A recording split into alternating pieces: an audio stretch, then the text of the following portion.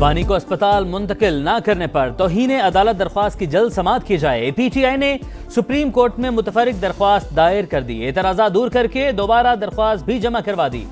8 number allot, registrar نے توہین عدالت کے الزامات کی فہرست فراہم نہ کرنے کا اعتراض عائد کیا تھا۔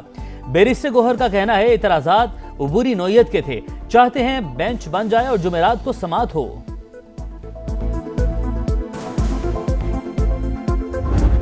فیصلے کے اوپر جو ہے وہ عمل ہوا ہے، تو یہ فیصلہ جو ہے آپ کو بھی عدالت بن کے نہیں کرنا چاہیے، اور جو آپ ہمیں کہہ رہے ہیں کہ یہ آپ عدالت نہ بنے، نہیں، ایسا بالکل نہیں ہے، ہم بھی نہیں کر سکتے، ہم بھی نہیں کریں گے۔ ڈاکٹرز کے ایک پینل نے چیک کرنے کے بعد ان کو صحت مند قرار دیا۔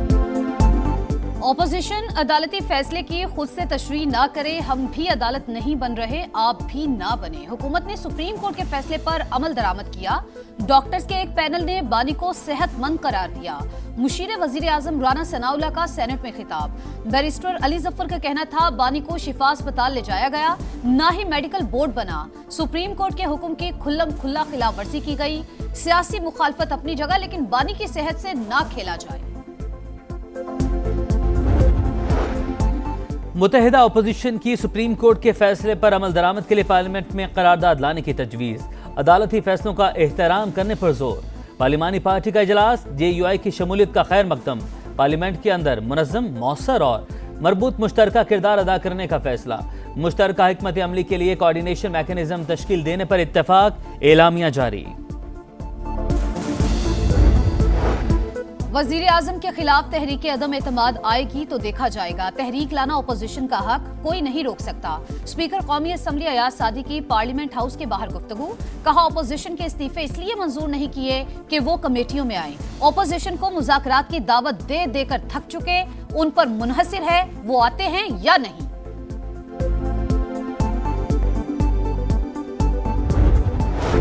ایران نے فیلڈ مارشل عاصم منیر کا دورہ نتیجہ خیز اور سود مند قرار دے دیا۔ ایرانی صدارتی دفتر سے جاری بیان میں کہا گیا ہے فیلڈ مارشل کے دورے میں قابل قدر سفارتی کامیابیاں حاصل ہوئیں، نتائج جلد سامنے آنا شروع ہو جائیں گے۔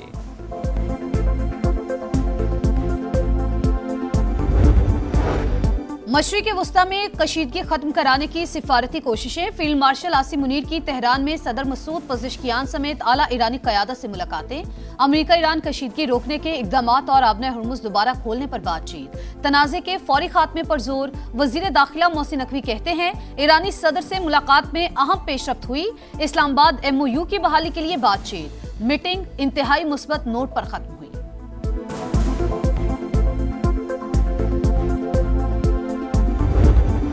اسپیکر آزاد کشمیر اسمبلی کا انتخاب نون لیگ نے جیت لیا، چوہدری طارق فاروق 32 ووٹ لے کر قانون ساز اسمبلی کے 15ویں اسپیکر منتخب۔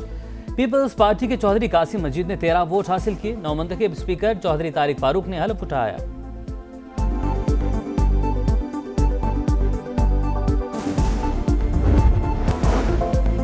معلومات بتاؤ انعام پاؤ، امریکہ کی آفر، پاسداران انقلاب کے اہم رہنماؤں سے متعلق معلومات پر $1 کروڑ تک انعام کا اعلان۔ محکمہ خارجہ کی فہرست میں پاسداران انقلاب کے کمانڈر احمد وحیدی سر فہرست، خاتم الانبیاء مرکزی ہیڈ کوارٹرز کے سربراہ علی عبداللہی اور سائبر الیکٹرانک کمانڈ کے سربراہ حمید رضا کا نام شامل۔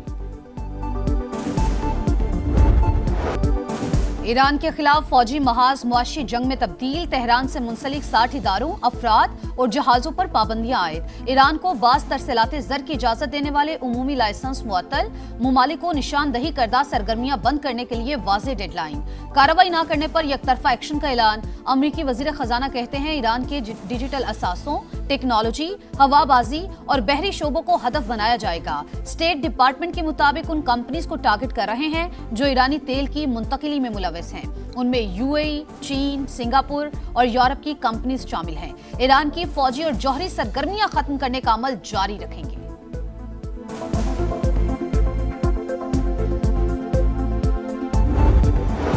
امریکہ ہماری مالیاتی شریانیں نہیں کاٹ سکتا، پابندیوں کا ڈٹ کر مقابلہ کرنے کے لیے تیار ہیں، ایرانی وزیر معیشت کی للکار۔ اسپیکر باقر کالیباف کا کہنا ہے امریکہ اب اس حال میں نہیں رہا کہ وہ دوسرے ممالک کے ساتھ ایران کے تعلقات کو محدود کر سکے۔ ایران کے تجارتی شراکت داروں نے واضح کر دیا ہے کہ وہ اب امریکی بیانات کو خاطر میں نہیں لائیں گے۔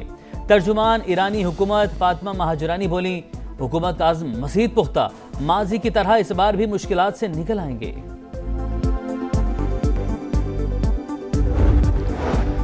نائب وزیر اعظم اسحاق ڈار کا ترک وزیر خارجہ حقان فیدان سے ٹیلی فونک رابطہ، دو طرفہ تعلقات اور خطے کی صورتحال پر تبادلہ خیال۔ دونوں رہنماؤں کا امریکہ ایران تنازع سفارتی ذرائع سے حل کرنے پر زور، قریبی رابطہ برقرار رکھنے پر اتفاق۔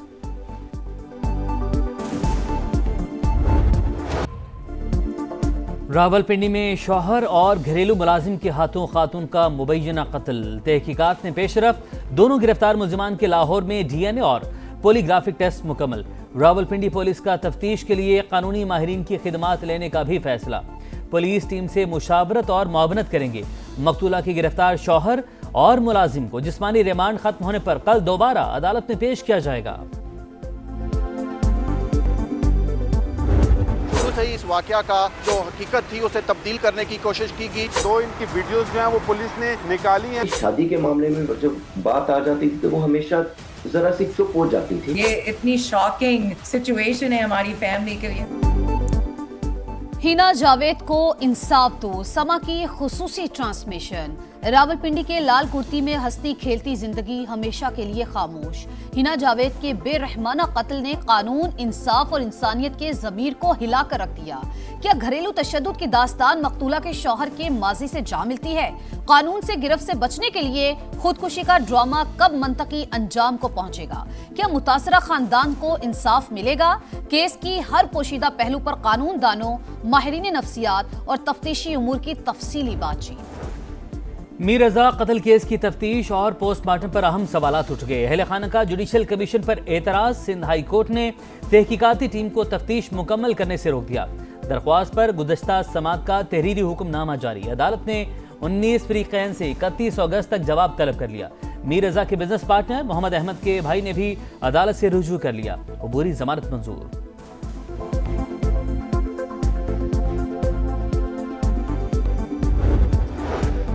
پشین میں دہشت گردی کا شکار 5 مزدوروں کی میتیں پنجاب روانہ، پولیس کے مطابق مقتولین کا تعلق جھنگ اور پاک پتن سے ہے۔ ایک زخمی مزدور کوئٹہ میں زیر علاج، کلعدم بی ایل اے کی مزدور دشمنی بے نقاب، مسافر اور خواتین کو نشانہ بنانا عوام دشمن کردار کا ثبوت۔ آپریشن عزم استحکام کے تحت دہشت گرد نیٹ ورکس کے خلاف کارروائیاں جاری، ریاست دہشت گردی کے خاتمے کے لیے پرعزم۔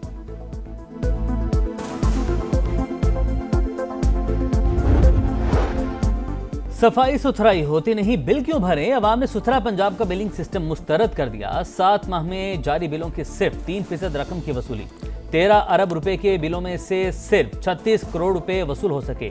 مجموعی طور پر 51,90,000 میں سے صرف 3.25 لاکھ بلوں کی ادائیگی۔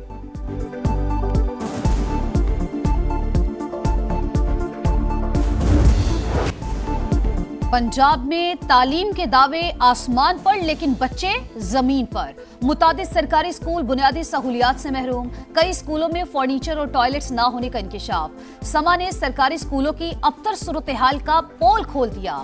پی ایم آئی یو کی رپورٹ کے مطابق بھکر 48، جھنگ 45، ڈی جی خان 37 اور چنیوٹ کے 35% اسکولوں میں فرنیچر موجود نہیں۔ لاہور کے 27% اسکولوں میں بھی ٹوائلٹس نہیں۔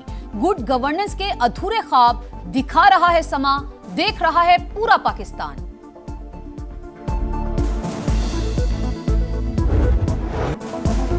ملک بھر میں عید میلاد النبی کی تیاریاں عروج پر، کراچی، لاہور، راولپنڈی سمیت شہر شہر عمارتیں اور گلیاں رنگ برنگی روشنیوں سے جگمگا اٹھیں، فضا درود و سلام کی صداؤں سے معطر، روضہ رسول کے خوبصورت ماڈلز کی نمائش، نبی آخر الزمان سے عقیدت کا بھرپور اظہار۔